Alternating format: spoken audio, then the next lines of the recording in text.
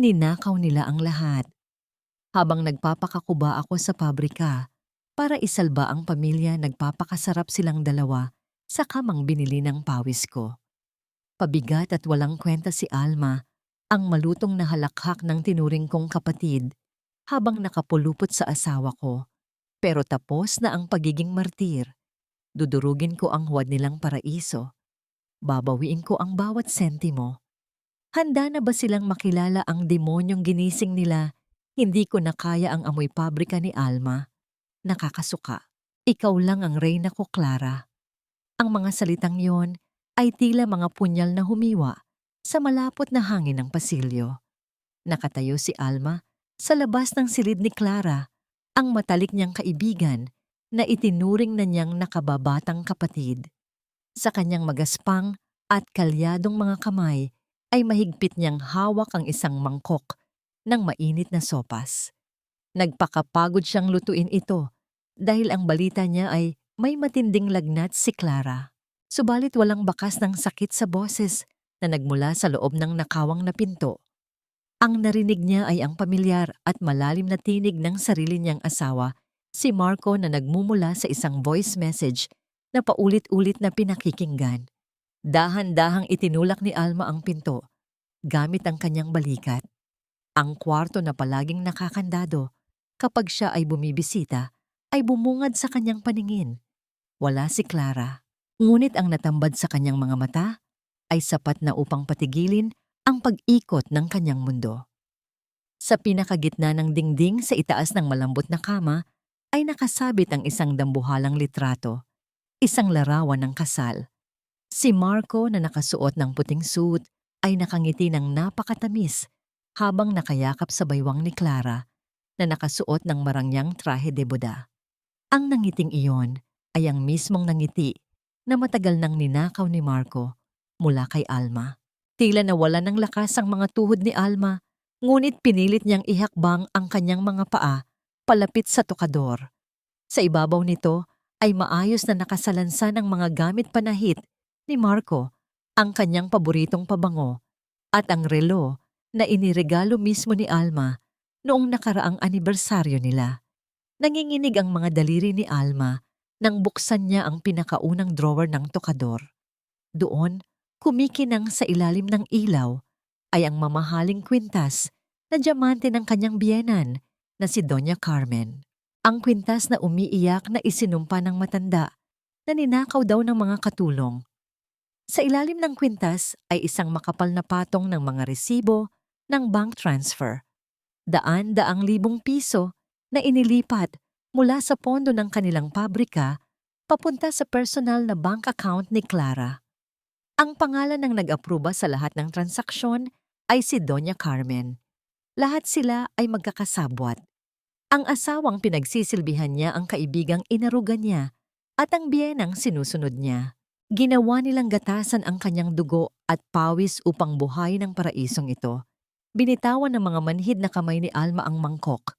Bumagsak ang porselana sa matigas na sahig at nagkadurog-durog sa hindi mabilang na piraso, kasabay ng tuluyang pagguho ng kanyang puso. Tumalsik ang mainit na sabaw sa kanyang mga binti, ngunit hindi niya alintana ang paso. Wala siyang maramdamang sakit sa kanyang balat dahil ang kirot sa kanyang dibdib ay tila pumipiga sa kanyang hininga. Lumuhod siya sa sahig automatikong pinulot ng kanyang mga daliri, ang mga matatalas na piraso ng basag na mangkok. Humalo ang maliliit na patak ng kanyang dugo sa sabaw na nakakalat sa sahig, ngunit nanatiling tuyo ang kanyang mga mata. Masyadong malalim ang sugat para ilabas sa pamamagitan ng luha. Wala siyang lakas para sumigaw. Ang pinakamatinding sakit ay ang pagdurusa sa loob ng isang katahimikang bumibingi sa kanyang kaluluwa. Sa gitna ng kanyang pagkasadlak, isang metal na susi ang pilit na ipinasok at inikot sa doorknob ng pangunahing pinto ng apartment. Sumunod ang matinis at malambing na pagtawa ni Clara na sinabayan ng mababa at nakakakilabot na tawa ni Marco. Papasok na sila. Nakulong si Alma sa mismong silid kung saan inilihim ang pagtataksil na sumira sa buong pagkatao niya. Saan siya magtatago ngayon kung ang sarili niyang mundo ay nawalan na ng lugar para sa kanya. Pumipintig ng mabilis ang mga ugat sa leeg ni Alma habang nakatayo sa likod ng nakawang na pinto. Ang halinhina na tinig ni na Marco at Clara mula sa sala ay tila mga kuko na humihila sa natitira niyang katinuan. Walang ibang daan palabas, kundi ang salamin na pinto ng balkonahe sa kabilang dulo ng silid. Maingat niyang inilapat ang kanyang palad sa malamig na hamba, pilit na pinipigilan ang panginginig ng kanyang mga tuhod upang hindi gumawa ng anumang ingay. Pinihit niya ang hawakan ng dahan-dahan, sinisiguro na ang pag-ikot ng bakal ay malulunod sa masayang usapan ng dalawang nagtataksil. Sinalubong siya ng pinong ambon paglabas niya sa makipot na balkonahe. Umakyat siya sa mababang pasamano at sumampa patungo sa hagdanang bakal ng gusali. Ang bawat hakbang niya pababa ay mabigat, habang ang ulan ay unti-unting binabasa ang kanyang buhok at damit. Hinuhugasan ng malamig na tubig ang dugong na tuyo sa kanyang mga daliri mula sa nabasag na mangkok, ngunit hindi nito kayang hugasan ang malalim na sugat sa kanyang pagkatao. Pag-uwi niya sa malaking bahay na pinundar ng kanyang sariling pawis, sinalubong siya ng matatalim na tingin ni Doña Carmen.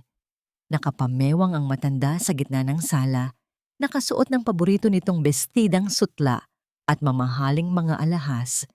Bakit basang-basa ka? Nagmukha kang pulubi na namumulot ng basura sa kalye. Paano kung may bisita ako galing sa parokya? Ang mga salitang lumabas sa bibig ng kanyang biyenan ay walang bahid ng pag-aalala. Hiniling nito kaagad ang kanyang buwan ng allowance dahil may mahalagang saluyo-salo raw ang mga donya ng simbahan kinabukasan. Nang hindi kaagad nakasagot si Alma dahil sa tindi ng pagod at lamig na nanunuot sa kanyang mga buto, dumagdag pa ang nakamamatay na insulto ng matanda. Wala ka nangang kwenta sa negosyo natin. Pati ba naman sa pagbibigay ng apo sa anak ko ay inutil ka pa rin. Kung hindi lang dahil sa utang na loob mo sa amin, noong ulila ka pa, matagal na kitang pinalayas. Kinagat ni Alma ang kanyang ibabang labi hanggang sa malasahan niya ang sariling dugo. Tahimik na pinipigilan ang galit na nagbabanta nang sumabog sa kanyang dibdib. Mabilis niyang nilisan ang sala at nagkulong sa kanyang silid. Dumiretso siya sa gilid ng maliit na kama kung saan mahimbing na natutulog si Maya.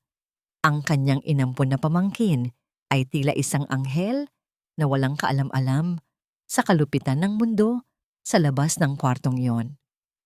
Dahan-dahang umupo si Alma. Ang batang babae AC ay isinilang na walang kakayahang makarinig at makapagsalita. Ito ang nag-iisang dahilan kung bakit nagtitiis si Alma sa malaimpyernong pamilyang ito.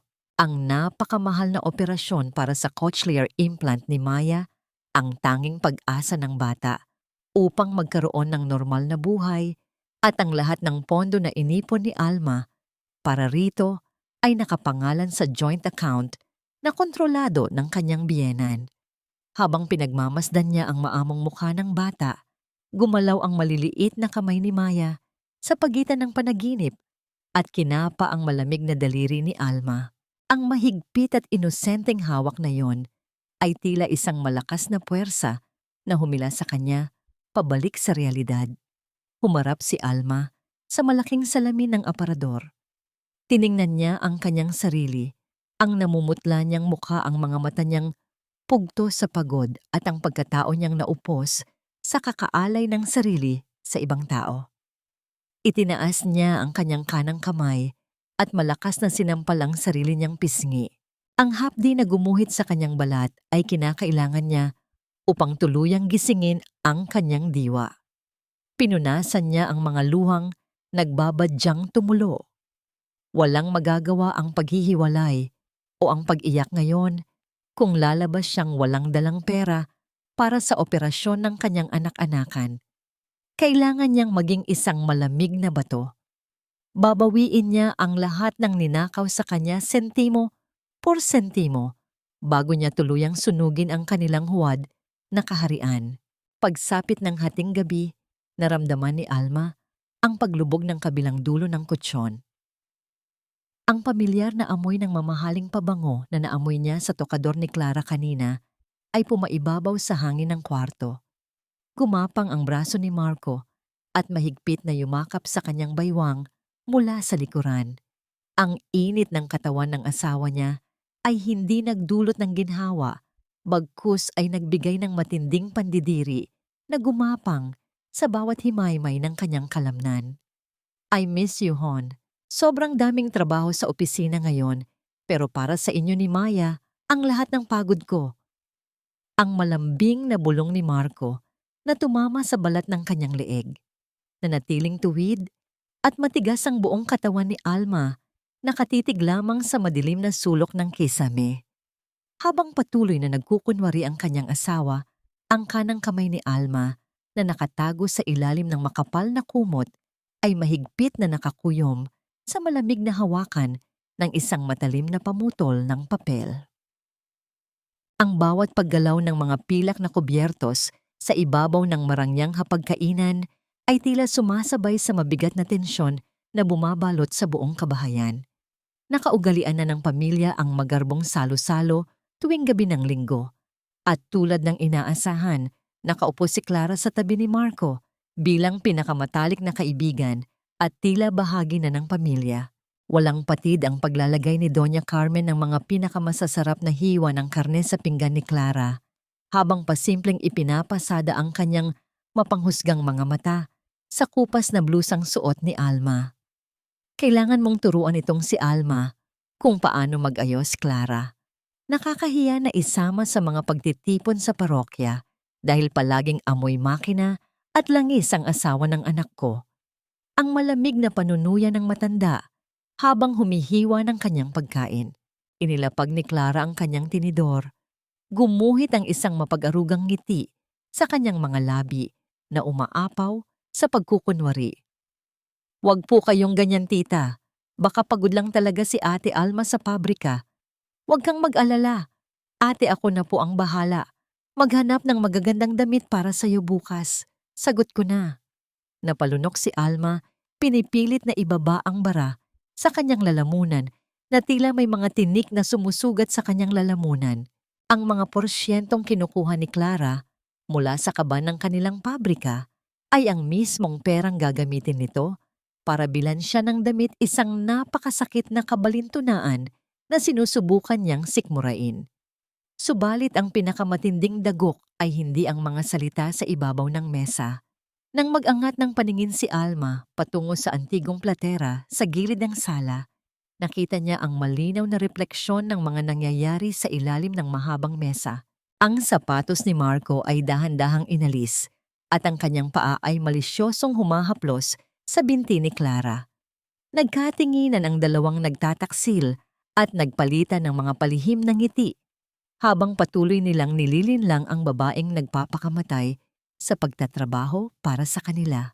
Bumilis ang pintig ng puso ni Alma, umaakyat ang init ng matinding galit mula sa kanyang dibdib patungo sa kanyang mukha.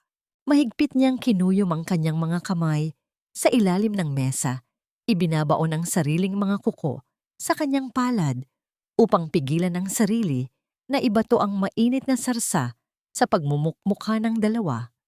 Sa kalagitnaan ng kanyang pag-aalsa ng damdamin, bumukas ang malaking pinto ng sala. Iniluluwa ang isang matangkad na lalaki na may daladalang mga folder. Siya si Gabriel, ang bagong abogado ng kanilang kumpanya.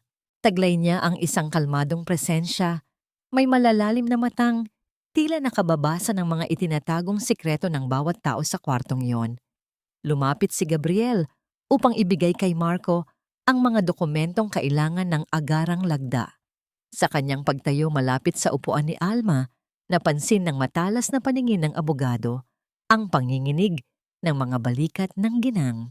Ibinaba niya ang kanyang tingin at nakita ang namumutlang mga buko ng daliri ni Alma na mahigpit na nakakapit sa laylayan ng kanyang palda hanggang sa unti-unti nang napupunit ang mga sinulid nito. Walang sinabing kahit ano si Gabriel. Dahan-dahan at pasimple niyang itinulak ang isang baso ng malamig na tubig palapit sa kamay ni Alma. Nang sandaling ibabaling na sana ni Marco ang kanyang atensyon sa asawa upang magtanong tungkol sa kinikita ng pabrika, humakbang si Gabriel. Ginamit ng abogado ang kanyang malapad at matipunong likuran upang tuluyang harangan ang paningin ni Marco. Nagpanggap siyang may itinuturong mahalagang detalye sa pahina ng kontrata na nagbigay kay Alma ng 10 mahalagang segundo ng kaligtasan. Sa loob ng maikling sandaling iyon sa likod ng malaking anino ng lalaki, nagawa ni Alma na huminga ng malalim pahirin ang nag-iisang luhang kumawala sa kanyang pilikmata at kalmahin ang kanyang nagwawalang kaluluwa. Tumingala siya at nakita ang bahagyang pagtango ni Gabriel, isang tahimik na pangako na naiintindihan nito ang kanyang laban. Sa pag-ikot ng isip ni Alma, isang katanungan ang bumuo sa kanyang diwa. Bakit ang isang napakagaling at matalinong abogadong tulad ni Gabriel ay nagtitiyagang magtrabaho sa isang maliit na pabrika ng pamilya nila? Pagsapit ng kalaliman ng gabi, habang mahimbing na natutulog si Marco sa kanilang higaan, na tila walang bahid ng kasalanan, tahimik na gumapang si Alma patungo sa pribadong opisina ng asawa. Kabisado niya ang bawat galaw ng mga mekanismo ng maliit na kahadiyero. Maingat niyang inikot ang selyo hanggang sa bumukas ito nang walang anumang ingay. Umaasa siyang makakahanap ng mga patunay ng panloloko sa pera, ngunit ang bumungad sa kanya ay mas malala pa sa inaasahan niya. Isang dokumento na may pamagat na Deed of Absolute Sale para sa buong lupain ng kanilang pabrika, inililipat ang buong pagmamay-ari kay Marco bilang solong individual. Sa ibaba ng pahina ay nakatitig sa kanya ang isang pekeng pirma na eksaktong ginaya mula sa kanyang sariling sulat kamay. Hindi lang nila siya niloloko, balak din nilang nakawin ang huling natitirang piraso ng kanyang kinabukasan. Ang puting papel na yon ay naging piping saksi sa kawalang awa ng mga taong minahal niya. Matalimang naging titig ni Gabriel sa mga pekeng dokumentong inilatag ni Alma sa ibabaw ng kanyang mesa. Ang malamyang liwanag ng lampara sa opisina ng abogado ay nagbigay ng seryosong anino sa kanyang mukha habang sinusuri ang pekeng pirma sa papeles ng lupa. Nakaupo si Alma, sa tapat niya nakakuyom ang mga nanginginig na palad sa ibabaw ng kanyang kandungan.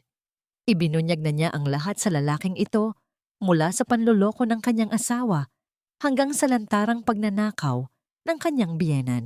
Nang mag-angat ng paningin si Gabriel, nakita niya ang matinding pagod at takot sa mga mata ng ginang. Dahan-dahan niyang inusog ang isang malinis na panyo palapit sa kamay ni Alma. Isang simpleng kilos na nagparating ng napakalalim na pag-unawa.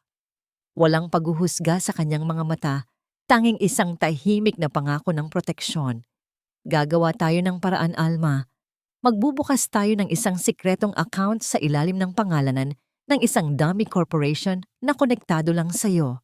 Walang makakagalaw ng perang yon, hindi si Marco at lalong hindi ang biyenan mo. Ang mababa at kalmadong tinig ni Gabriel na tila isang malambot na kumot na yumakap sa nanlalamig na kaluluwa ni Alma. Nang kunin ni Alma, ang panyo nagkadikit ng bahagya ang kanilang mga daliri. May isang kakaibang init na dumaloy sa kanyang mga ugat, isang pakiramdam ng kaligtasan na matagal na niyang hindi nararanasan sa piling ng sarili niyang asawa. Kinabukasan, sa loob ng mainit na opisina ng pabrika, sinimulan ni Alma ang kanyang mapanganib na laro. Tahimik at maingat niyang inilipat ang malaking bahagi ng pondo mula sa joint account ng kumpanya papunta sa sikretong account na inihanda ni Gabriel. Sinadya niyang ipitin ang bayad ng mga kliyente at gumawa ng mga pekeng ulat na nagpapakitang nalulugi ang kanilang operasyon at umaapaw ang kanilang mga utang sa supplier.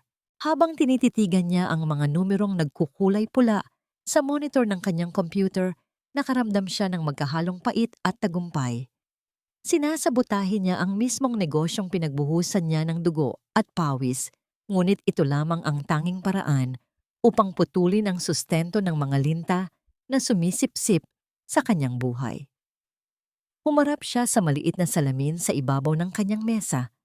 Ginulo niya ng bahagya ang kanyang buhok hanggang sa magmukha siyang losyang at kaawa-awa. Pinunasan niya ang kulay sa kanyang mga labi upang lumitaw ang pamumutla at inayos ang kanyang sarili para sa pinakamahalagang pag-arte ng kanyang buhay. Hindi nagtagal ay dumating si Doña Carmen. Pumasok ang matanda na tila nagmamay-ari ng buong gusali, may bitbit na mamahaling bag at balot ng paborito nitong alahas. Walang paligoy-ligoy na humingi ito ng malaking halaga para raw sa donasyon nito sa parokya at pambili ng mga bagong kagamitan para sa bahay. Nagsimulang manginig ang ibabang labi ni Alma. Pinabayaan niyang tumulo ang malalaking butil ng luha sa kanyang mga pisngi. Nagmamakaawa siyang lumuhod ng bahagya sa harapan ng kanyang biyenan habang inilalatag ang mga librong puno ng mga pekeng utang. Wala na po tayong pera, Mama. Kinansela ng mga supplier ang ating mga kontrata. Kahit ang pambayad sa kuryente natin sa bahay ay hindi ko na alam kung saan kukunin.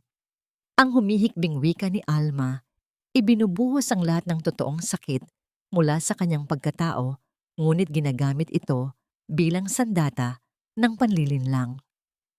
Binuksan niya ang kahadiyero upang ipakita ang kawalan ng laman nito. Napaatras si Doña Carmen, bakas ang matinding pagkabigla at inis sa kanyang kulubot na mukha. Pinandilatan niya ng mga mata si Alma at pinagsalitaan ng mga masasakit na salita tungkol sa pagiging pabigat bago tuluyang nagmartsa palabas ng opisina nang walang nakuhang kahit isang sentimo. Nang tuluyang makalayo ang matanda, unti-unting nawala ang pag-iyak ni Alma. Pinunasan niya ang kanyang mga luha at isang malamig na ngiti ang sumilay sa kanyang mga labi. Nagsisimula pa lamang ang pagkauhaw nila. Ngunit habang abala si Alma sa pagbabalik ng mga pekeng dokumento sa loob ng drawer, hindi niya napansin ang isang anino na nakatayo sa labas ng salamin na bintana ng kanyang opisina. May isang taong nagtatrabaho sa pabrika. Ang kanina pa nagmamasid sa kanyang mga kilos, isang taong patuloy na nagmamanman para iulat ang tunay na kalagayan ng pabrika sa taong nagbabayad sa kanya. Ang tahimik na pag-iisip ni Alma ay nagambala ng umilaw at mag-vibrate ng malakas ang kanyang telepono sa ibabaw ng kahoy na mesa. Ang pangalan ni Marco ang nakarehistro sa screen. Sinagot niya ito nang may nagkukunwaring panghihina sa kanyang boses. Subalit bago pa man siya makapagsalita, sumalubong sa kanya ang boses ng kanyang asawa na punong-puno ng pag-aalala at bakas ng matinding gulat. Alma, anong nangyari sa bank account natin? Bakit hindi tumatalbog ang card ko? Nasaan ang pera? May kailangan akong bayaran na napakahalaga ngayon din. Ang nagkukumahog na sigaw ni Marco mula sa kabilang linya. At sa likod ng desperadong boses ng kanyang asawa, malinaw na narinig ni Alma ang matinis na pagrereklamo ni Clara na humihingi ng pambayad sa isang mamahaling gamit na matagal na nitong nais bilhin. Sa loob ng isang marangyang restauran ang mukha ni Clara ay namumula hindi dahil sa alak kundi sa matinding hiya. Habang nakatingin sa kanila, ang formal na nakadamit na serbidor. Nakahawak si Marco sa kanyang ulo, ang mga ugat sa kanyang noo ay malinaw na lumitaw dahil sa pagkabigo nang makita ang pulang ilaw sa terminal ng credit card na nangangahulugang tinanggihan ang kanyang bayad. Ito na ang pangatlong card na sinubukan niya, ngunit lahat ay blanko. Kinuha ni Clara ang kanyang mamahaling bag at padabog na tumayo. Sa kauna-unahang pagkakataon, mula nang simulan nila ang kanilang pagtataksil, umalingaw-ngaw ang kanilang mainit na pagtatalo. Sinisi ni Clara si Marco na puro lang daw ito pangako, ngunit hindi naman kayang sustentuhan ang marangyang pamumuhay na ipinangako sa kanya. Wala nang tamis sa kanilang pagmamahalan nang pumasok na ang usapin ng kawalan ng pera. Iniwan ni Clara si Marco na mag-isang nakaupo at pilit na nagpapaliwanag sa manager ng restaurant upang utangin ang kanilang kinain.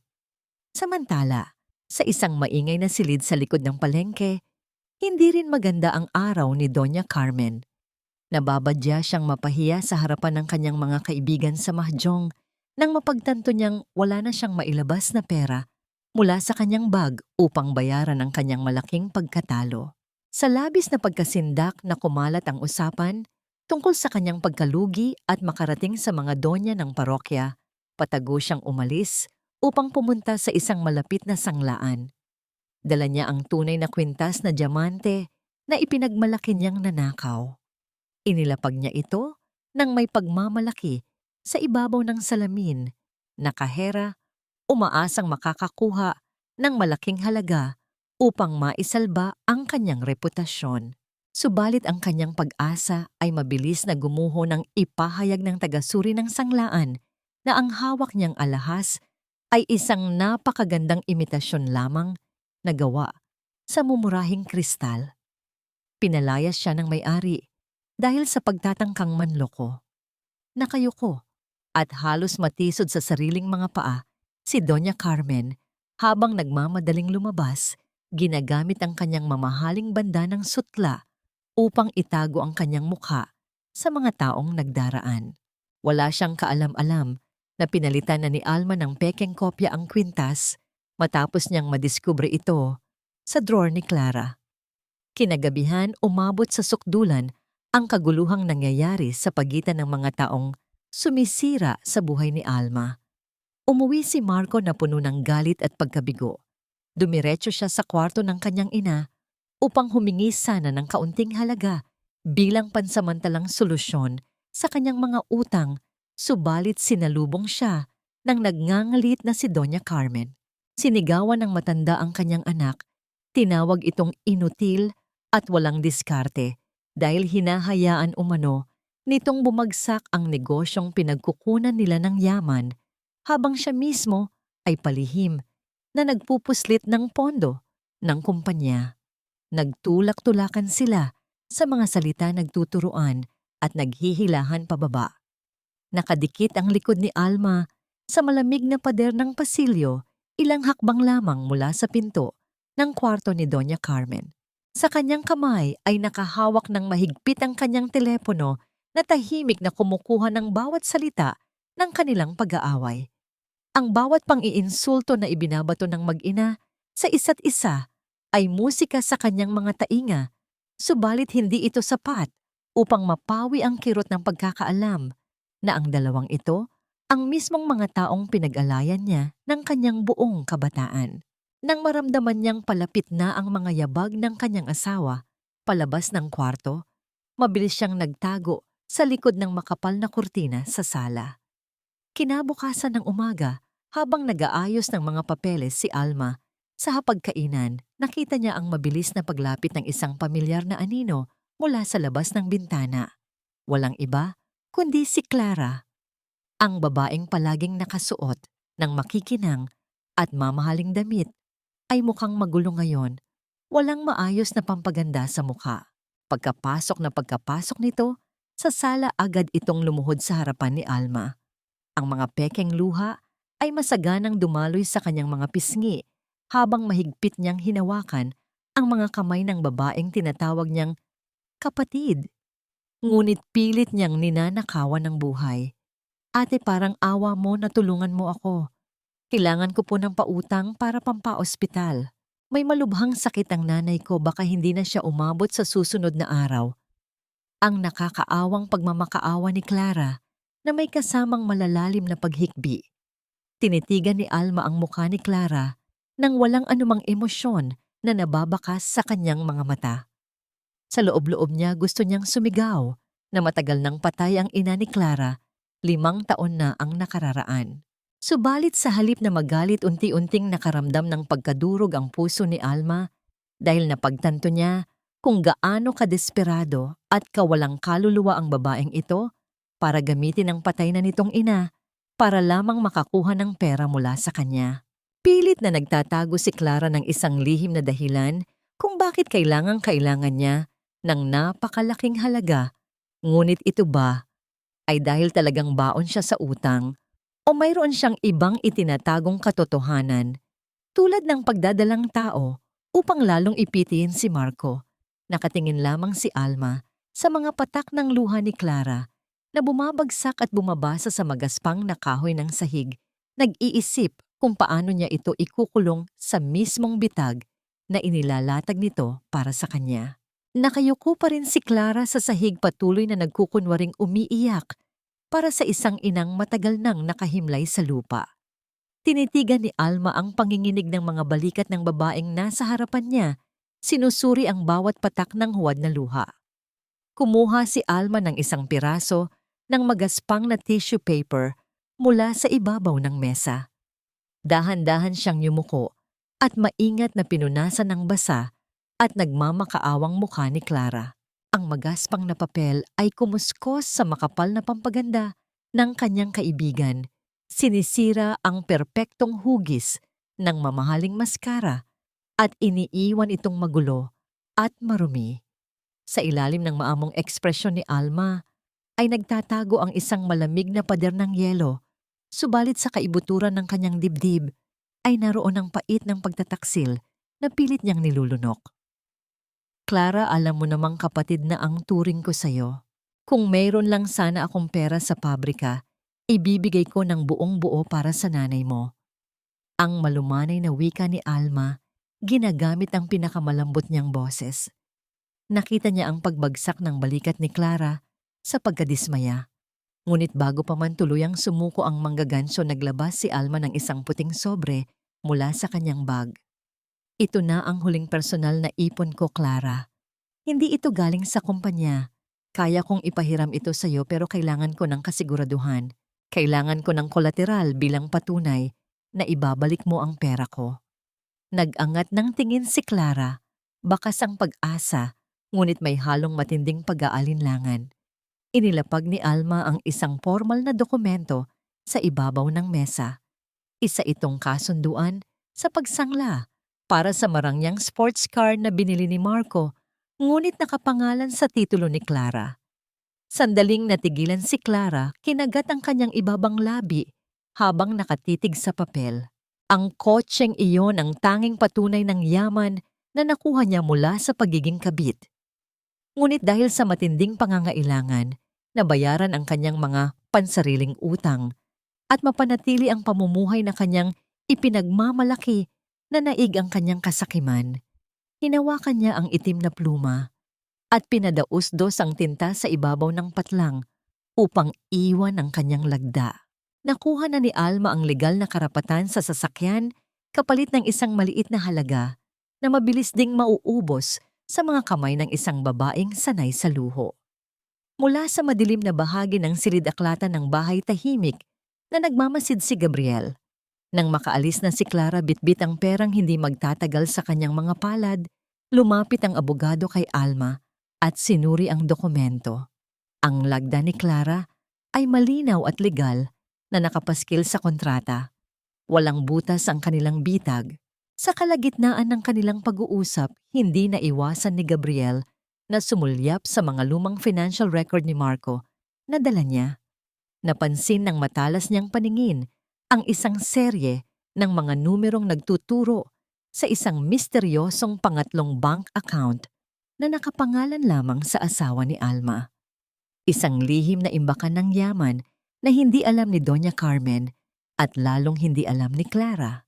Ano kaya ang itinatagong sikreto ni Marco sa loob ng account na iyon? Ang katanungang ito ay nag-iwan ng malalim na pagkunot sa noo ng abogado na patuloy na nagbabantay para sa kaligtasan ni Alma. Pagsapit ng gabi, habang nasa loob ng banyo si Alma upang maghugas ng katawan, tahimik na naghahanap si Marco sa loob ng kanilang kwarto.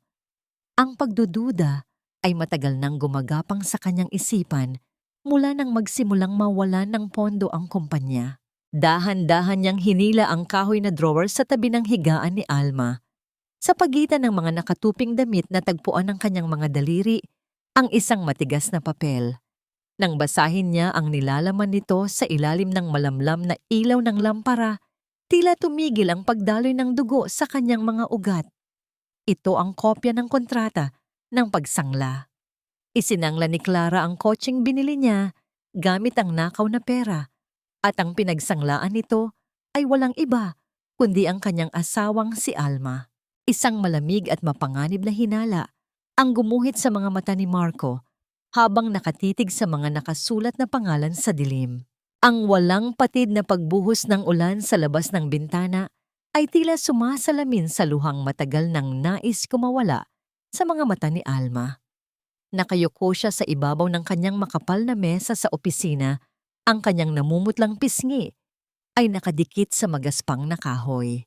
Ang bawat patak ng tubig sa salamin ay nag-iiwan ng malabong marka tulad ng kalungkutang bumabalot sa kanyang buong pagkatao.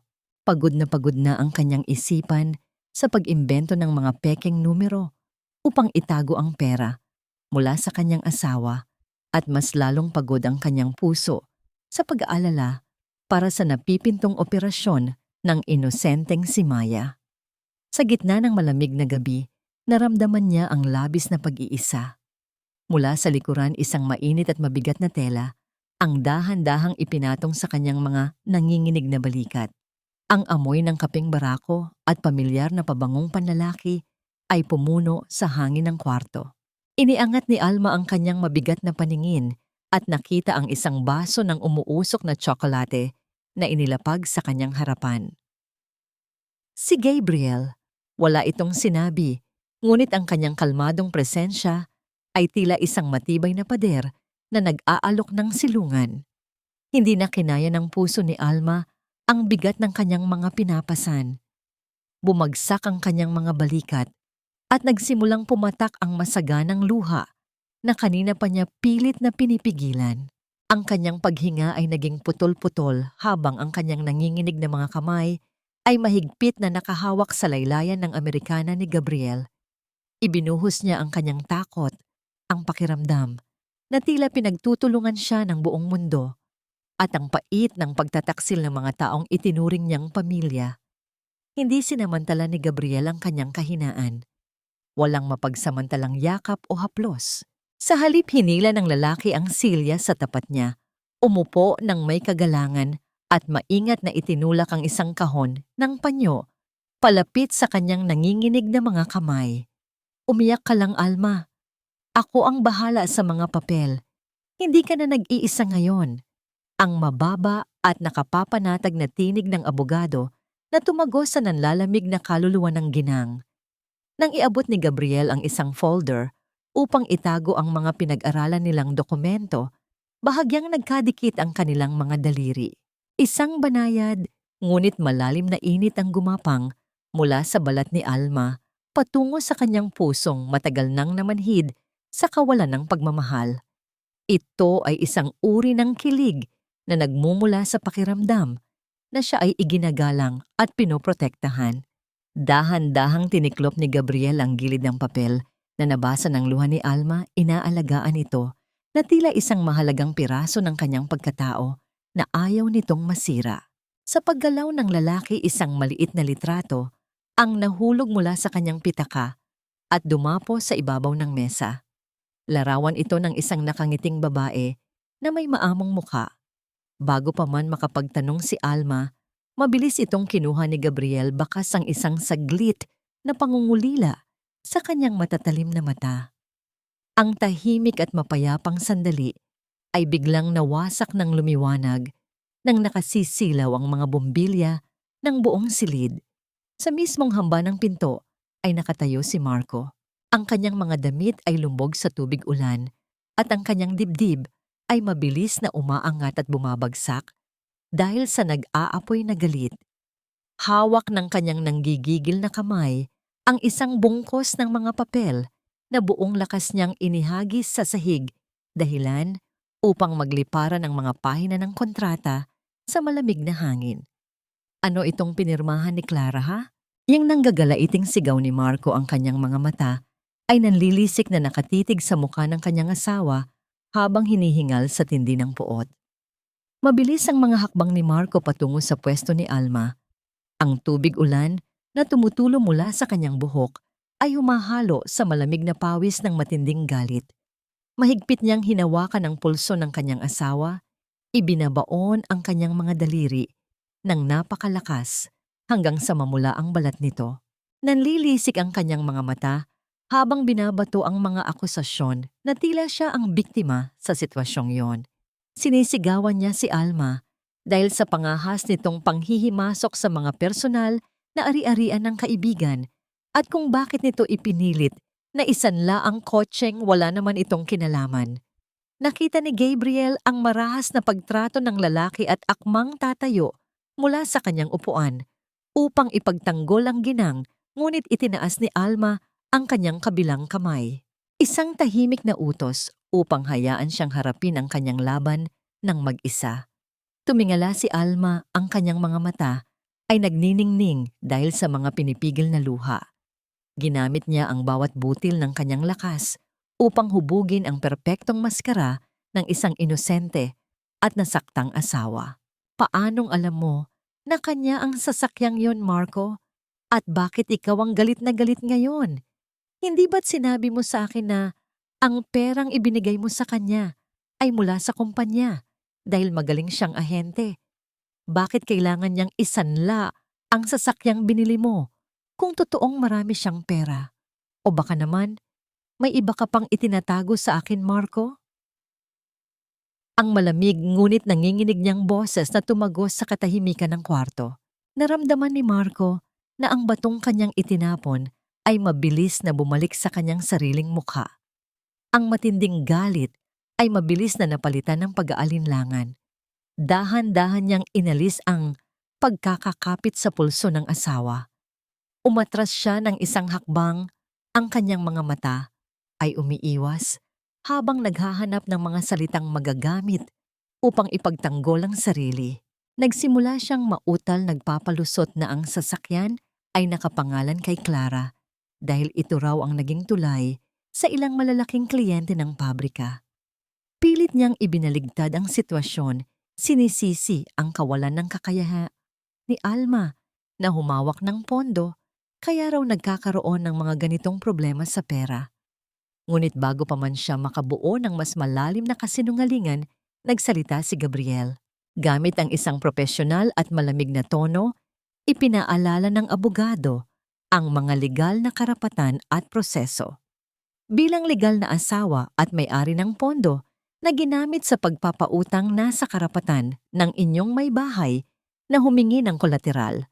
Kung wala na kayong ibang legal na usapin na kailangang talakayin sa opisinang ito, mas makabubuting umalis na kayo bago pa ako tumawag ng mga gwardya. Wika ni Gabriel habang inaayos ang kanyang salamin. Ang matalim na paningin ng abogado ay hindi natinag kahit na matangkad at mukhang palaban si Marco. Padabog na inayos ni Marco ang kwelyo ng kanyang basang Amerikana. Wala siyang magawa, kundi ang maglakad palabas ng opisina. Ngunit bago niya tuluyang lisanin ang pinto, nag-iwan siya ng isang mapanuring tingin sa kanyang asawa. Sa unang pagkakataon, nakita niya ang isang estranghero. Hindi na ito ang tahimik na asawang sanay sa mga pang-aalipusta at pagkontrol. May nagbago kay Alma at ang kaisipang ito ay nagtanim ng malaking takot at hinala sa kanyang isipan. Nang makalayo si Marco, ibinaba ni Alma ang kanyang kamay. Ang pulso niya ay namumula at may bakas ng mahigpit na pagkakahawak. Hindi niya hinaplos ang bahaging sumasakit, kundi tinitigan niya lamang ito na tila isang simbolo ng kanyang tagumpay. Isang medalya ng kanyang muling pagkabuhay mula sa pagiging mangmang. Sa wakas, nagawa niyang ibalik ang lason sa mga taong sumisira sa kanya. Ngunit isang tanong ang nanatiling nakabitin sa kanyang isipan, paano nakapasok si Marco sa kanyang kwarto? At nahanap ang dokumento kung ang tanging may hawak ng susi ng aparador ay siya mismo. Samantala, sa loob ng isang madilim na sasakyan na nakaparada sa labas ng kumpanya, kinagat ni Marco ang dulo ng kanyang sigarilyo bago inilabas ang kanyang telepono. Isang mababang boses mula sa linya ang sumagot, isang kilalang investigador na madalas kumuha ng mga maduduming trabaho para sa mga politiko. Gusto kong sundan mo ang asawa ko bawat minuto ng araw. May tinatago ang malanding yan at gusto kong malaman ang lahat. Ang nanggigigil na utos ni Marco bago niya ibinaba ang tawag. Ang pulang ilaw ng likuran ng sasakyan ay naglaho sa dilim ng kalsada, nagbabadya ng mas madilim na plano upang wasakin ang kinabukasan ni Alma. Ang sikat ng araw sa labas ng lumang simbahan ay hindi sapat upang painitin ang nanlalamig na katawan ni Doña Carmen. Habang pilit niyang itinataas ang kanyang noo sa harap ng kanyang mga kaibigan mula sa parokya, matapos ang banal na misa, tatlong malalaking lalaki na may mapapanganib na anyo ang biglang humarang sa kanyang daraanan. Ang pinuno ng grupo ay walang pangingiming inilabas ang isang pamilyar na listahan ng mga utang na nagmula sa lihim niyang pagkahumaling sa sugalan.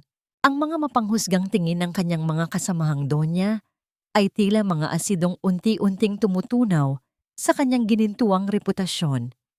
Ibinaba ng kanyang mga kaibigan ang kanilang mga payong at naglakad palayo nang walang anumang salita. Walang nagtangkang magsalita ng malakas, ngunit ang matatalim na sulyap ng mga tao sa paligid at ang pag-atras ng mga kilala niyang deboto ay sapat na upang ibaon siya sa matinding kahihiyan sa mismong sagradong lugar na madalas niyang ipagmalaki. Pagdating sa bahay, ang mga nanginginig na kamay ng matanda ay nagkukumahog na binuksan ang bawat aparador sa silid ni Alma. Nagulo ang mga maayos na nakatuping damit at nalaglag ang mga unan sa sahig hanggang sa mahanap niya ang inaasam na libreta ng bangko para sa pondong pang-emerhensya. Ngunit nang basahin niya ang nakadikit na formal na liham mula sa pamunuan ng bangko, gumuho ang kanyang mundo. Ang pondong matagal na niyang pinagnanasaan ay legal na naka-freeze at hindi maaaring galawin ng sinuman maliban kay Alma. Sa kanyang matinding pagkadesperada upang makahanap ng pera at maiwasan ang mga sindikato, nahagip ng kanyang paningin ang maliit na alkansya ni Maya na gawa sa plastik. Walang kahit isang patak ng konsensya o awa patagong, dinukot ng biyenan ang mga barya at nakatuping maliliit na papel na pera sa loob nito. Kinuha niya ang ipon ng inosenteng bata na inilalaan para sa pambili sana ng bagong Crayola upang magamit bilang pamasahe sa pagtakas palabas ng lungsod. Kinagabihan ng malawak at marangyang sala ng bahay ay naging isang madilim na entablado ng kasakiman dahil sa pag-aakalang umalis si Alma upang mag-overtime sa pabrika. Tuluyang hinubad ng tatlo ang kanilang mga maskara at inilabas ang kanilang mga pangil. Marahas na isinabunot ni Marco ang kanyang mga daliri sa kanyang sariling buhok habang namumula ang leeg sa pagpapaliwanag. Wala na raw siyang pondo upang bayaran ang pribadong investigador na inupahan niya dahil tumatawag na ang taong ito at nagbabantang ibubunyag ang kanyang mga sikreto kung hindi siya makakapagbayad. Galit na galit namang idinuro ni Clara ang mukha ni Marco na nunuumbat at naghihingalo sa pagnanasang maibalik ang kanyang isinanglang sasakyan na ngayon ay inaangkin na ng bangko. Sumali sa gulo si Doña Carmen. Sinisisi ang kawalan ng diskarte ng kanyang anak kaya sila ngayon nahuhulog sa bangin ng kahirapan. Ang pamilyang dating nagkakaisa sa panloloko ay unti-unti nang nilalamon ng kanilang sariling mga kasalanan, naghihilahan pababa sa kumunoy ng kawalan ng pag-asa. Mula sa madilim na bahagi ng itaas ng hagdanan, nakatayo si Alma na tila isang malamig na hukom na pinagmamasdan ang pagbagsak ng kaharian ng kanyang mga kaaway. Nakahalukip-kip siya, ang kanyang paghinga ay payapa at walang bahid ng takot. Hayaan niyang patayin nila ang isa't isa sa gutom at kawalan ng luho na madalas nilang nakawin mula sa kanyang pawis. Sa likod ng kanyang tahimik na panonood, isang katanungan ang malinaw na gumagapang sa kanyang isipan. Sino ang nagpadala ng mga tauhan ng sindikato upang singilin si Doña Carmen sa mismong harapan ng simbahan sa tamang oras kung kailan naroon ang lahat ng kaibigan nito? Mayroon siyang malakas na kutob na ang matatalinong kamay ng lalaking palaging nag-aalok sa kanya ng kapeng barako sa gitna ng gabi ang nasa likod ng tahimik na paglipol na ito. Nang mapagod sa pakikipagtalo, pilit na inilayo ni Doña Carmen ang kanyang sarili mula sa mag-asawang patuloy na nagbabangayan. Tumanaw ang matanda sa malaking bintana na nakaharap sa damuhan ng likod bahay. Doon sa ilalim ng malamlam na liwanag ng buwan, nakaupo ang inosenteng si Maya. Payapang pinaglalaruan ng bata ang kanyang mga lumang manika, ganap na walang kakayahang makarinig sa magulong mundo ng mga matatanda sa kanyang paligid. Unti-unting nawala ang bakas ng panlulumo sa mga mata ni Doña Carmen at napalitan ito ng isang maitim at mapanganib na kinang ng kasakiman. Ang kanyang mga kulubot na labi ay umarko sa isang nangiti na nagdala ng lamig sa hangin ng gabi. Kung hindi na tayo makakakuha ng pera sa pamamagitan ng pabrika, baka pwedeng pagkakitaan ng batang ito. Ang marahan at nakakikilabot na bulong ng matanda sa kanyang sarili habang ang kanyang matatalim na mata ay nakapako sa walang laban na bata. Ang kawalan ng awa ay tuluyang nilamon ang natitirang katinuan ni Doña Carmen nang makita niya ang pagkakataong pagkakitaan ang kahinaan ng isang inosente. Sa ilalim ng nagbabadyang dilim ng hapon, marahas niyang hinila ang maliliit na braso ni Maya patungo sa lumang imbakan sa likod ng bahay. Binalak ng matanda na ibigay ang batang may kapansanan sa isang ilegal na ampunan na nag-aalok ng malaking halaga kapalit ng mga batang ipapaampon sa mga dayuhan, isang desperadong hakbang upang mabayaran ang mga sindikatong nagbabanta sa kanyang buhay. Walang pakundangan niyang itinulak ang paslit sa loob ng madilim at maalikabok na silid bago isinara at ikinandado ang pinto. Dahil sa kawalan ng pandinig at boses, walang anumang tinig ng paghingi ng saklolo ang lumabas mula kay Maya. Ang tanging nagawa ng bata ay umurong sa pinakasulok ng kwarto tahimik na lumuluha habang yakap-yakap ang sariling mga tuhod sa gitna ng nakapangingilabot na kadiliman. Nang dumating si Alma, mula sa maghapong pagbabalat kayo sa pabrika, isang kakaibang kaba ang agad na bumalot sa kanyang dibdib. Pagsapit niya sa balkonahe, nakita niya ang maliit na kulay rosas na bag ni Maya na nakakalat sa sahig na iwan at tila itinapon ng walang pag-iingat. Ang pamilyar na kaba ng isang ina ay mabilis na gumapang sa kanyang mga ugat. Iniwan niya ang kanyang mga gamit at nagkukumahog na inikot ang buong kabahayan hanggang sa mapansin niya ang mabigat na kandado sa pinto ng lumang imbakan. Hindi na siya nag-isip pa. Ginamit ni Alma ang buong lakas at bigat ng kanyang katawan upang persahang itulak ang pinto. Ilang ulit niyang ibinunggo ang kanyang balikat hanggang sa tuluyang bumigay ang kahoy na hamba at bumukas ang silid. Sumalubong sa kanya ang kaawa-awang kalagayan ng anak-anakan nanginginig at basang-basa ng sariling luha. Bago pa man tuluyang mayakap ni Alma ang bata, mabilis na sumulpot si Doña Carmen mula sa kusina, nanlilisik ang mga mata at handang ipagtanggol ang kanyang maitim na balak. Wala nang anumang salita, isang marahas na palad mula sa matanda ang dumapo sa pisngi ni Alma. Nag-iwan ito ng matinding hapdi at pamumula sa kanyang balat, kasabay ng masasakit na salitang nagpapaalala na wala siyang karapatan sa pamamahay na yon dahil isa lamang siyang hamak na asawa. Subalit hindi umiwas o umatras si Alma.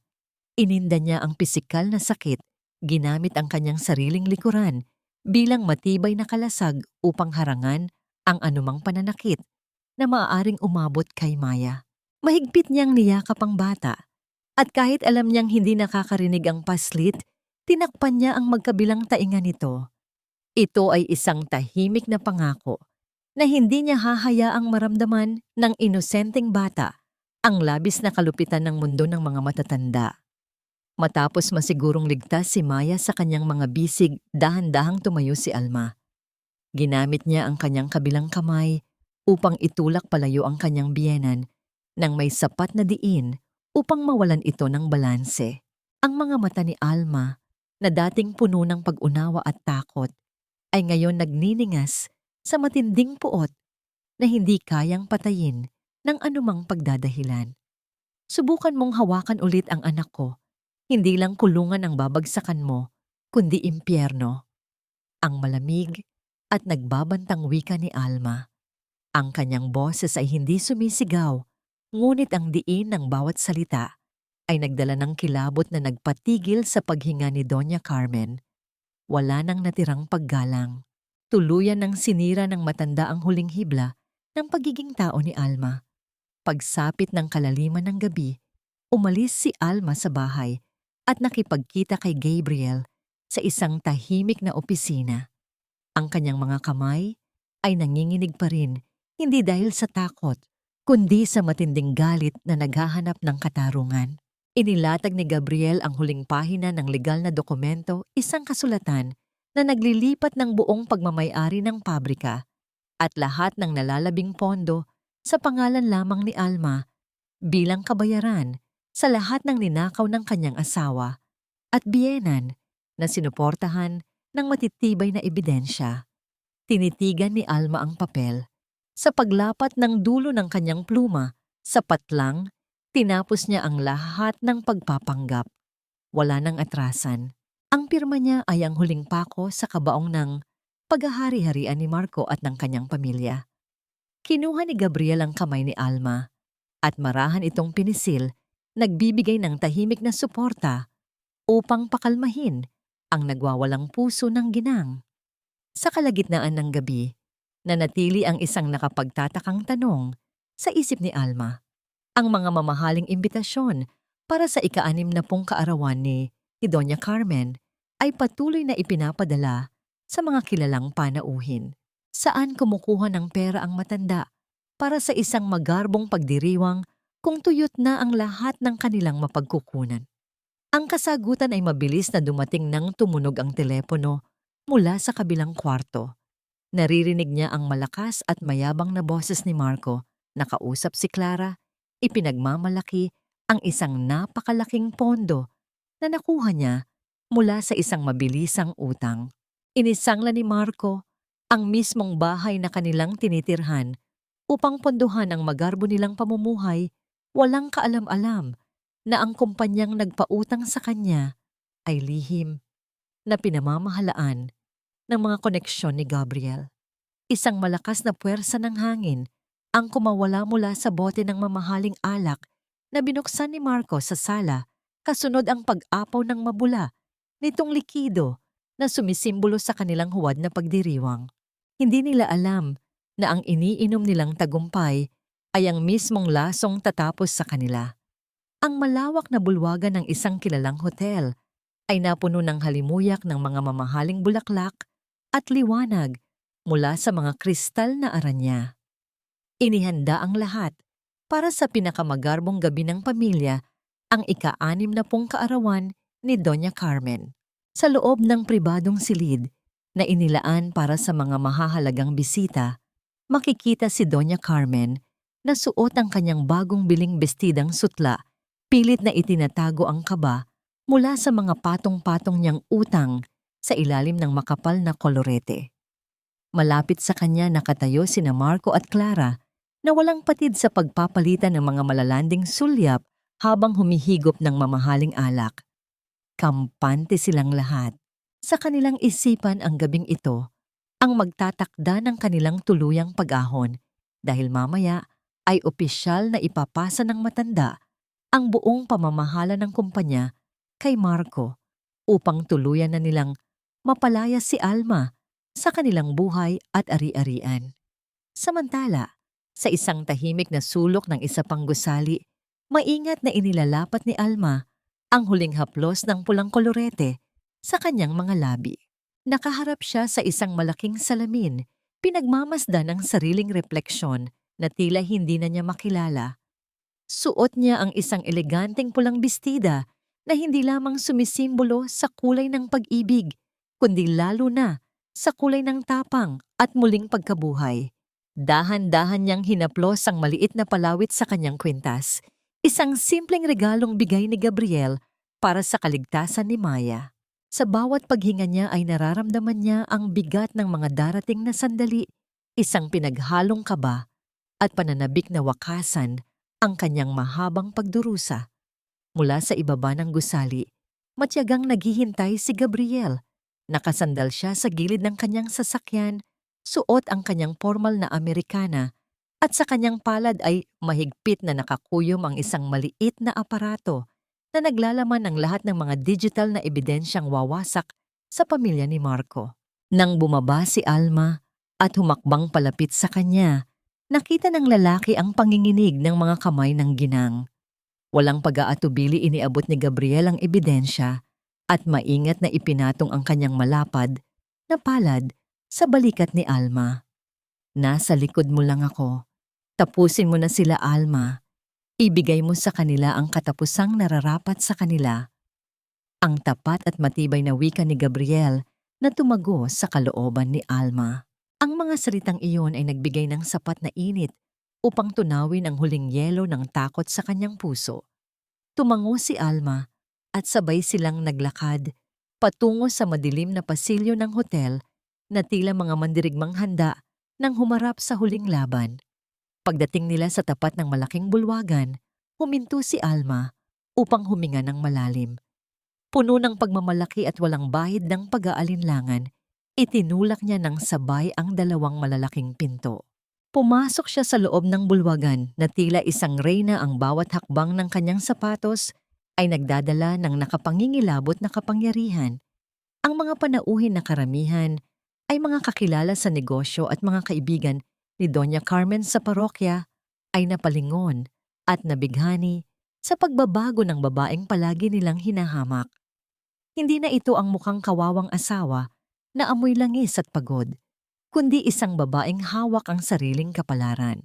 Habang nagmamasid si Alma sa mga taong nagtipon-tipon, hindi niya naiwasang mapangiti nang bahagya ng makita ang isang estrangherong lalaki na nakaupo sa dulong mesa.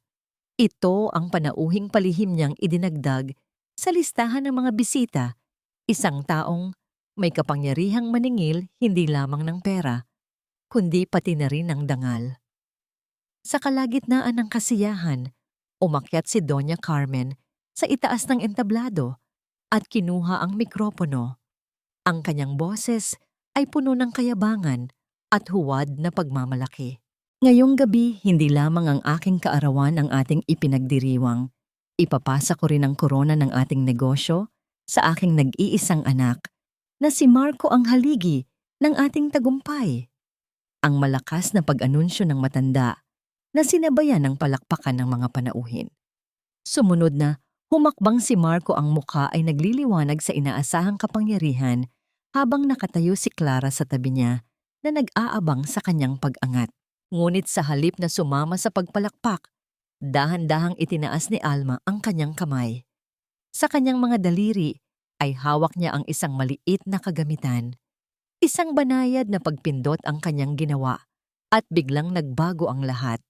Ang liwanag sa buong bulwagan ay namatay at isang napakalakas at nakakapasong sinag ng puting ilaw ang bumulaga. Mula sa kisame, direktang nakatutok sa malaking puting telon sa likod ni Doña Carmen. Sa halip na isang madamdaming video ng pagbati para sa kaarawan, ang unti-unting luminaw sa dambuhalang telon ay mga detalyadong kopya ng mga bank statement. Nakabilog ng matingkad na kulay pula ang pangalan ni Doña Carmen, kasunod ang mga katibayan ng walang awang paglipat niya ng malalaking pondo mula sa kumpanya patungo sa kanyang personal na account.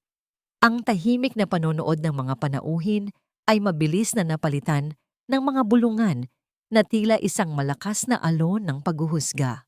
Ang mga donya ng parokya na kanina lamang ay nakikipagnitian kay Doña Carmen ngayon ay nagtatakip ng kanilang mga bibig, pinandidirihan ang harap-harapang pagnanakaw na nakalantad sa kanilang mga paningin. Tila nawalan ng hangin, sa baga ang matanda, nanigas ang kanyang mga binti habang nakatitig sa mga numerong sumira sa kanyang ginintuang pangalan. Bago pa man makapagsalita ang sinuman upang ipagtanggol ang matanda, nagbago ang larawan sa telon. Isang napakalaking litrato ng kasal ang bumungad sa lahat. Si Marco at si Clara nakangiti at nakayakap sa isa't isa, suot ang kanilang mga damit pangkasal. Kasabay ng nakapanlulumong imaheng iyon, umalingaw-ngaw mula sa mga malalaking speaker ng bulwagan ang isang pamilyar na tinig. Boses ito ni Marco puno ng kayabangan at pandidiri Nilalait ang kanyang pamilya at ang asawang nagpapakain sa kanya habang sumusumpa ng walang hanggang pag-ibig sa kanyang kabit. Tila naubos ang lahat ng dugo sa mukha ni Clara. Nanginginig ang kanyang buong katawan at pilit siyang nagtatago sa likuran ni Marco. Ngunit ang mga matatalim na tingin ng madla ay patuloy na sumusugat sa kanyang pagkatao. Ang kanyang mamahaling damit ay hindi na nakapagtakip sa kanyang maruming pag-uugali. Si Marco naman ay nanatiling nakatayo, na tila isang estatwang binuhusan ng malamig na tubig, hindi makapaniwala na ang kanyang lihim na paraiso ay sinunog sa mismong harapan ng mga taong pinagmamalaki niya. Sa gitna ng kaguluhan at pagkalito ng mga bisita, marahan at puno ng kumpiyansang umakyat si Alma sa entablado. Ang kanyang pulang bestida ay sumasabay sa bawat mahinahon niyang paghakbang. Lumapit siya kay Doña Carmen at marahas na inagaw ang mikropono mula sa nanginginig na kamay ng matanda. Ang tinig ni Alma ay malinaw payapa, subalit may dalang talim na humihiwa sa bawat kasinungalingan. 5 taon. 5 taon akong nagpakakuba. Sa pabrika tiniis ang lahat ng pangiinsulto ninyo habang kayong tatlo ay nagpapakasarap sa perang kinita ng pawis ko. Ang panimula ni Alma, tinititigan ang bawat isa sa kanila. Ngayon nakita na ng buong mundo kung sino ang mga tunay na pabigat. Ang mga negosyante at imbitadong mamumuhunan ay nagsimulang tumayo bakas ang matinding pagkadismaya at pagkamuhi sa pamilyang kanilang pinagkatiwalaan. Sa puntong yon tumayo mula sa dulong mesa ang lalaking palihim na inimbita ni Alma, isang kilalang nagpapautang sa mga sindikato. Walang anumang pag-aalinlangan niyang itinuro si Doña Carmen sa harap ng lahat, idineklara ang malaking pagkakautang ng matanda sa sugal at hinihingi ang agarang kabayaran. Ito ang huling dagok na tuluyang nagpabagsak sa tore ng pagmamalaki ni Doña Carmen. Nawalan ng katinuan ang matanda dahil sa matinding kahihiyan. Humarap siya kay Marco at ibinuhos ang lahat ng kanyang puot. Isang napakalakas na palad. Ang dumapo sa pisngi ni Marco, sinisisi ng kanyang ina na ginamit lamang umano ng anak ang mga ninakaw na pondo para buhayin ang isang walang kwentang kabit sa halip na bayaran ng kanyang mga utang. Sa gitna ng kanilang pagtutulakan, nawalan ng balanse si Clara. Bumagsak siya sa matigas na sahig, ang kanyang buhok ay nagulo, at ang kanyang magandang trahe ay nadumihan sa ilalim ng mga sapatos ng mga nagkakagulong tao. Walang tumulong sa kanya upang bumangon. Dahil sa matinding pagkawasak ng kanyang pagkalalaki at paninindigan na tuon, ang nagbabagang galit ni Marco kay Alma. Ikinuyom niya ang kanyang mga kamao at marahas na humakbang patungo sa kanyang asawa, nakahandang manakit upang maibalik ang kanyang nawalang kapangyarihan. Subalit bago pa man umabot ang kanyang mga kamay kay Alma, isang matandang pari ang buong tapang na humarang sa kanyang daraanan. Ito ang mismong pari na nagbasbas ng kanilang kasal. Tinitigan ng pari si Marco nang may malalim na pagkabigo at kalungkutan, tahimik na umiiling upang iparating na ang lalaking nasa harapan niya ay tuluyan ng nilamon ng demonyo. Umatras si Marco ngunit hindi niya tinanggap ang kanyang pagkatalo. Sa gitna ng mga matang mapanghuga at sa harap ng naguguluhang madla, isinigaw niya ang huling baraha ng isang taong desperado. Akin ang kumpanya, asawa kita, Alma, kaya sa ilalim ng batas akin ang lahat ng pera mo at wala kang magagawa. Ang umaalingaw-ngaw na deklarasyon ni Marco na punong-puno ng kayabangan at kawalang hiyaan, pilit na kumakapit sa kapangyarihang matagal na palang nawala sa kanyang mga kamay. Ang 2 malalaking pinto ng bulwagan ay buong lakas na itinulak. Mula sa labas nagdulot ng isang matinding pag-agos ng malamig na hangin na nagpatahimik sa kayabangan ni Marco. Mula sa anino ng pasilyo ay lumitaw si Gabriel, ang kanyang tindig ay tuwid at walang bahid ng pag-aalinlangan. Nakasunod sa kanya ang ilang unipormadong pulis na inatasan para sa mga kasong pampinansyal at panloloko. Sa kanang kamay ng abogado ay mahigpit niyang hawak ang isang makapal na pulang folder. Bawat hakbang ni Gabriel palapit sa entablado ay tila pagbagsak ng maso ng hustisya na unti-unting dumudurog sa natitirang tapang ng mga taong nagtaksil kay Alma. Tumigil si Gabriel sa mismong harapan ni Marco. Ginamit ng abogado ang kanyang malalim at buong tinig upang ideklara ang pinal na hatol ng batas. Tinitiyak na bawat salita ay malinaw na aabot sa pandinig ng lahat ng panauhin. Ipinabatid niya ang formal na utos ng korte na nagpapatigil sa lahat ng transaksyon sa mga bank account na nakapangalan kay Marco at sa kanyang ina.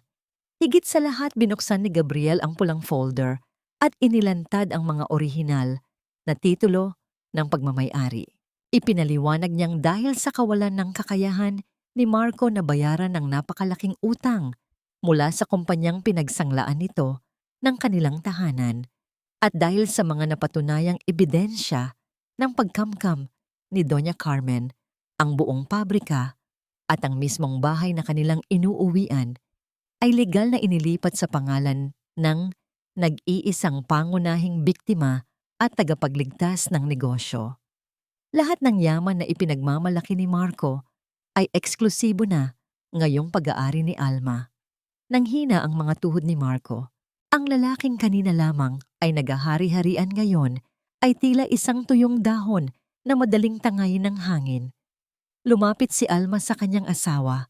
Ang kanyang mga mata ay hindi na naglalaman ng luha o galit, kundi isang purong lamig ng isang taong tuluyan ng nakalaya. Dahan-dahan niyang hinubad ang gintong singsing sa kanyang palasing tisingan, ang huling tanikala na nag-uugnay sa kanya sa lalaking sumira sa kanyang tiwala. Binitawan niya ito.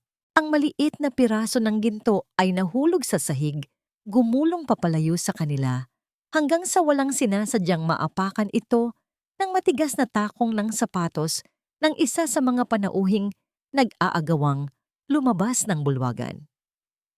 Ang singsing na sumisimbolo sa huwad nilang pangako ay tuluyan ng nayupi at nawalan ng halaga. Inihayag ni Alma ang kanyang pasya sa pagpapawalang bisa ng kanilang kasal at ang malamig na utos na lisanin nila ang kanyang pamamahay bago pa man sumikat ang araw. Sa pagbagsak ng kanilang mundo, tuluyang nawala ang huwad na karangalan ng pamilya. Ang dating mapagmataas na si Doña Carmen ay humagulhol at napaluhod sa matigas na sahig. Gumapang ang matanda palapit kay Alma, mahigpit na nakakapit sa laylayan ng pulang bestida ng kanyang manugang habang nagmamakaawang pilitin siyang patawarin at huwag itaboy sa kalsada. Pilit namang inabot ni Marco ang kamay ng kanyang asawa, umiiyak at nangangakong magbabago kung bibigyan lamang siya ng isa pang pagkakataon. Sa kabilang dulo, nagtangkang tumakas si Clara, palayo sa gulo, ngunit mabilis siyang hinarang ng mga malalaking tauhan ng inutangan nilang sindikato, handang maningil ng danyos na higit pa sa salapi. Tiningnan ni Alma ang mga nakaluhod na bulto sa kanyang paanan. Walang kahit isang hibla ng awa ang gumalaw sa kanyang puso. Marahan niyang inatras ang kanyang binti, tuluyang iniiwas ang kanyang damit mula sa maduduming kamay ng kanyang biyenan. Wala na kayong utang na loob na masusumbat sa akin. Binayaran ko na ang lahat ng utang ko gamit ang 5 taon ng aking luha at dugo. Malaya na ako. Ang pinal na wika ni Alma, ang kanyang boses, ay tila isang malambot na hangin na nagtataboy sa mabigat na ulap ng kanyang nakaraan. Tinalikuran niya ang mga taong minsang naging sentro ng kanyang mundo. Habang siya ay naglalakad pababa ng entablado, sinalubong siya ni Gabriel. Ibinigay ng abogado ang kanyang braso at nang walang pag-aalinlangan inipit ni Alma ang kanyang kamay doon. Sabay silang naglakad, palabas ng marangyang bulwagan, iniiwan ang kaguluhan ng mga pulis at ang mga nagmamakaawang tinig ng mga taong tuluyan nang natalo sa sarili nilang laro. Paglabas nila sa pintuan ng hotel, sinalubong sila ng malamig at mapayapang simoy ng gabi. Ang matingkad na asul at pulang ilaw mula sa mga sasakyan ng awtoridad ay patuloy na umiikot nagbibigay ng matapang na kulay sa paligid habang ang kanilang nakabibinging sirena ay sumasabay sa pag-ihip ng hangin, isang huling himig na tuluyang nagpasara sa malungkot na kabanata ng kanyang kahapon. Isang taon ang tahimik na lumipas mula nang tuluyang sunugin ni Alma ang nakaraan. Ang matinding sikat ng araw ay pinalitan ng banayad at gininto ang liwanag ng hapon. Sa loob ng isang maluwag at modernong patahian na ngayon ay nakapangalan na kay Alma, makikita ang mga hanay ng makinang panahi na tahimik na nakapahinga habang ang mga dekalidad na tela ay maayos na nakasalansan sa mga estante. Nakatayo si Alma, sa harap ng salamin sinusuri ang isang bagong disenyo ng damit. Wala na ang babaeng may pugtong mga mata at namumutlang balat. Ang refleksyon na nakatingin sa kanya ay isang babaeng nag-uumapaw sa kumpiyansa at kapayapaan na may malusog na ngiti na hindi na kailanman mananakaw ng sinuman. Sa gilid ng kwarto, umilaw ang isang maliit na telebisyon. Sa isang balita tungkol sa paghuli ng mga awtoridad sa isang grupo ng mga manloloko, nahagip ng kamera ang pamilyar na anino. Isang lalaking nakasuot ng maruming damit pantrabaho, balot ng semento at pawis ang mukha. Ito ay si Marco ngayon ay nagtitiis bilang isang hamak na tagabuhat ng materyales matapos tuluyang iwan ng lahat. Nabanggit din sa ulat ang paghahanap kay Clara na hanggang ngayon ay nagtatago mula sa mga sindikato matapos iwanan ang napakalaking utang. Habang ang dati namang kinatatakutang si Doña Carmen ay nabalita ang inilipat sa isang masikip na pampublikong pasilidad para sa mga inabandonang matatanda dahil walang pamilyang nagnanais na kumuha at mag-alaga sa kanya. Tiningnan ni Alma ang telebisyon ng ilang segundo. Walang galit na pumitik sa kanyang dibdib ni walang saya sa kanilang pagdurusa. Pinindot niya ang aparatong pamatay, tuluyang nilamon ng itim na screen ang mga alaalang iyon. Ang kanyang pagpapatawad ay hindi sa pamamagitan ng pagbibigay ng isa pang pagkakataon, kundi sa paglimot at pag-alis ng kanilang kapangyarihang saktan pa siya. Ang katahimikan ng kwarto ay binasag ng isang banayad na hakbang. Mula sa pintuan pumasok ang isang maliit na bata na may malaking nangiti sa kanyang maamong mukha. Si Maya, sa likod ng kanyang kanang tainga, ay nakakabit ang isang maliit na aparatong nagbibigay sa kanya ng kakayahang marinig ang mundo. Tumakbo ang bata palapit kay Alma at yumakap sa kanyang mga binti.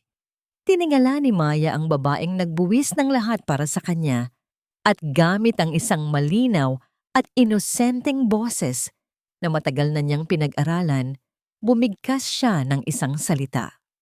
Tita.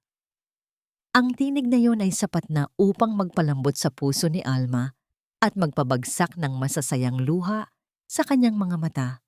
Niyakap niya ng mahigpit ang bata, nagpapasalamat sa himala ng isang bagong simula. Bago pa man siya makatayo, naramdaman ni Alma ang pamilyar na init mula sa likuran.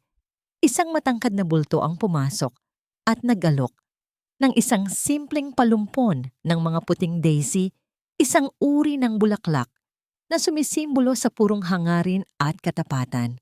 Si Gabriel, ang lalaking naging tahimik niyang sandigan sa mga gabing madilim, ay nananatili sa kanyang tabi sa liwanag ng araw. Hindi siya nagmamadali, hindi nang aangkin, nagbibigay lamang ng ligtas na espasyo. Maingat na inilapit ni Gabriel ang kanyang katawan. Marahang ipinatong ang kanyang baba sa itaas ng ulo ni Alma habang pinapanood nila si Maya na masayang naglalaro ng mga retaso ng tela. Tapos na ang shift mo, boss, oras na para umuwi tayo.